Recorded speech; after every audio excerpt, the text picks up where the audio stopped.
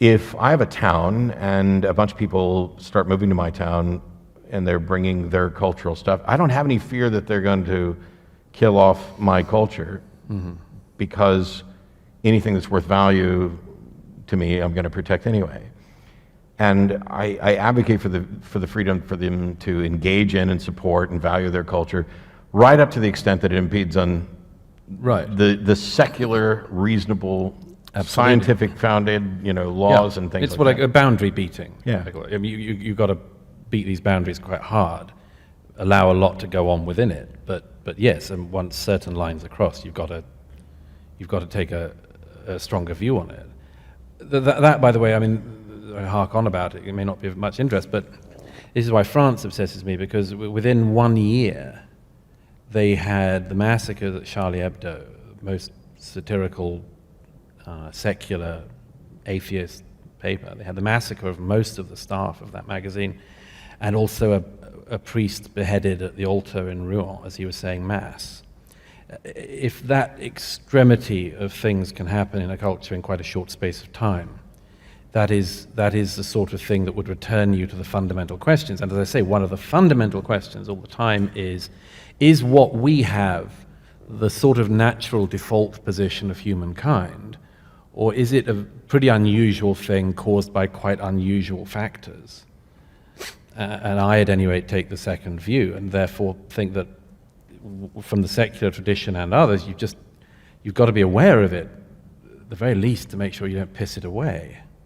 I think one of the things that this is another difference from two sides of the pond, and we talked about this very briefly, is that people will contact me on the show and say, "Oh, you spend all your time talking about Christianity. That's all you talk about, Christianity. Why would you do that?" Because it's a call-in show, and that's what people are calling in about. First of all, it's also my background. Well, you don't talk to us about Islam at all. And I was like, well, actually, we have many, many times, and there are occasionally Muslim callers. There's one of them who I'm fairly sure I made cry, even though that wasn't my intent. But we address those things, and yet the thing that I keep trying to point out to people is that while I might agree that when it comes to religions worldwide, Islam might be the single most dangerous ideas and be the greatest risk worldwide, but that doesn't mean it's the greatest risk in the United States or in Texas or in Austin. Sure. And you've spoken a great deal about Islam, and I think that there are different things going on in the UK that we don't see here. I mean, Muslims in the United States, I mean, apart from the general fear that has been instilled in everybody, which I think is at least exaggerated for us, but I couldn't say that for everybody. There are Muslims in Dearborn that are, drinking and getting tattoos, and they've been their version of Islam has been poisoned, probably for the good, by the secular and perhaps even Christian culture that they're surrounded with. I once was with a pretty devout Muslim friend, and he'd been fasting for Ramadan, and he broke the fast with me in a pub with a pint of beer, which I thought was a happy meshing of cultures. And so we see these changes, and granted, I don't know, and you're free to tell us what we don't know about how things are much more in conflict with regard to people trying to impose their version of Sharia law in conflict with UK laws. And there is some of that, and some of it's exaggerated, but a lot of it is real and is there. And I mean, I give the example of the de facto blasphemy law that now exists across Europe. I mean, it's not just Charlie Hebdo. Quite a number of colleagues and friends have been shot at in recent years for blaspheming Islam, and that's in 21st century Europe, and it's something which I, at any rate, and a number of other people refuse to shut up about, because we think it's intolerable that should be the situation. And the oddity of that is that, if there were to be anyone who decided to kill Michael Palin tomorrow because of the life of Brian, strongly urge this is not something I think should happen. Yes. But if that were to happen, the whole culture, everything would turn on whoever did that. There would be no ifing and butting. There'd be no kind of, well, you've got to understand the offense he caused. We'd just be saying no. And that isn't the case with this other religion in this situation, partly because people are worried about allegations of bigotry, partly because they're worried that, it's kind of punching down, and one of the motifs of the time on this, and that you might be upsetting a beleaguered minority and so on. But a third of UK Muslims polled after the Charlie Hebdo attacks said that they had some sympathy with the attackers. A third. I happen to be gay, and I'm not delighted by some of the attitudes you can still hear from churches here about homosexuality, but in my own country, there was a poll in 2009 that found among British Muslims 0% thought that you should be tolerant towards homosexuality.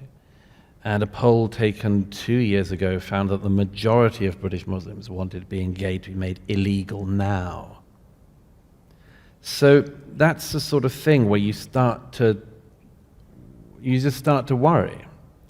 Okay, we've seen this off from one direction. What if it comes in another? And what if it benefits and gains from the fact that people are basically not primed to deal with it anymore? There's a documentary on Netflix, because I watch tons of documentaries on Netflix, especially when I'm on the road, and it's called Welcome to Leith, and it is about a bunch of Nazis or neo-Nazis who moved to a town somewhere in, Wyoming, Montana, someplace, and essentially tried to take it over. Right. And it's really eye-opening because it makes you wonder, well, what would happen if they tried to do this in my town? Now, it would take a lot of them to take over, Austin or New York or whatever, but in a small town, if you had a massive group of people show up with a particularly dangerous ideology, such that they could actually take over the city council, that they would become the dominant voting bloc. Right. What protections do you have? Right. In this case, I'm interested in we're looking at exploring this as a project. There are a number of towns that have been taken over by religious ideologies. There are towns that are almost exclusively Mormon or Hasidic Jew, and I have concerns about the constitutional rights of the individuals who live in those towns. Sure. Because in the States, the default is, oh, well, that, you really can't have any power. Because we've got the Constitution and it's there to protect us. And as a reminder, you can in fact run for office anywhere in the United States if you're an atheist. Please stop spreading around that thing of my state constitution says you must believe. Yes, that was all settled by the Supreme Court in the 50s and then fought a couple other times as well. But you can run for office. But we had to fight it in court just to show what the Constitution says. And if they could take over a town, I get why people are terrified of that. Wouldn't it be a more practical solution? I don't know how this applies in the UK, but to just make sure that our laws are such that people can exercise their religious freedom, but they can't, there's the old joke about the Constitution, two wolves and a sheep are arguing over what's for dinner. And the Constitution, or the democracy, is what allows them all to vote, and the Constitution is what guarantees that the sheep's not going to be dinner. And it seems that we can enforce those ideas so that people can have their preferred culture, provided it can coexist with the surroundings. The moment that's what we're really struggling with across Europe at the moment, is to work out where the moments are where you tread over the rights of others in a way that's unacceptable, and also then what you do about it. Because this is, it's a dialogue of the demented at the moment, where the society says, there are some things we really strongly believe in, and if you don't believe in them, well, please do.